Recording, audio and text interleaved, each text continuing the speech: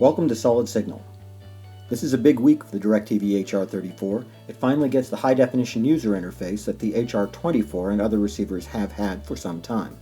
I thought it'd be a good time to take another look at DirecTV's Super DVR. The HR34's got 5 tuners, which is really enough for anything that you're going to do. It supports picture-in-picture, allows you to record up to 100 series links, gives you 3 whole home sessions unlike the one of the regular HR24.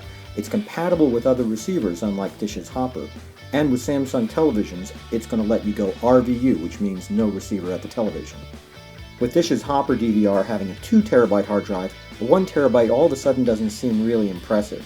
It's still enough for about 200 hours of HD though. RVU is a new technology and it's not available on every television.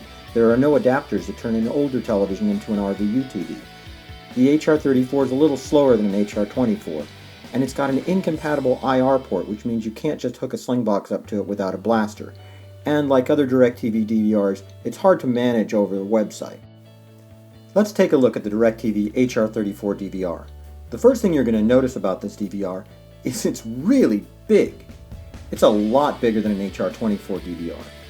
This has to do with all the extra cooling that's needed for the new components. The big 1TB hard drive, the bigger processor, and all of that. Just like every other DVR that DirecTV's made in about the last 10 years, this one's got a USB port on the front that does absolutely nothing.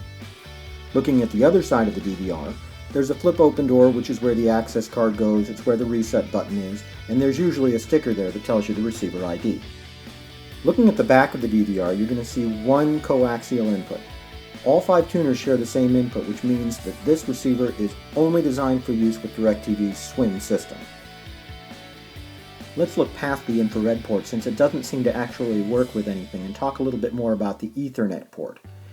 This is the first DVR from DirecTV that actually lets you use the Ethernet port as a bridge, meaning if you connect this straight to your router, it will give internet access to all your receivers.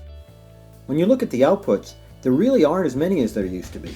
There's only one set of component and one set of composite outputs, plus coax digital output instead of optical, and an S-video port. DirecTV figures HDMI as the future and everything else is sort of a legacy port. Rounding out the back panel, you've got SATA, HDMI out, a USB port for the AM21, and a phone port in case you still have a landline. Taking a look at the underside, there isn't a whole lot to see. All the vents are on the side, so really the only thing there is on the bottom is just a sticker telling you a little bit more about it. Of course, at the end of the day, really this is just a big black box if it doesn't work, so let's take a look at the menus. This is DirecTV's new high-definition user interface. It's the same interface that's being used on the HR24 DVRs, except it's been adapted slightly for HR34. HR24's got Pandora in their latest update, but the HR34 doesn't have that yet, so the extras menu still looks a little bit empty. There are still a few places where you're going to see banner ads in the guide, but for the most part, they're limited to premium channel premieres and DirecTV cinema items, which are things that you might otherwise miss if you didn't have a nice colorful banner ad rendered in high definition. For the most part though, the guide looks nice and clean. It's given a nice HD upgrade. The info screen looks just like the one on the HR24, except it does have that extra option for picture-in-picture that's so nice on the HR34. One of the biggest complaints when the HR24 got its high definition interface was that the bottom third of the screen was darkened. This was fixed in the latest release for HR24, but it's still that way on the HR34. I have a feeling that's only temporary though.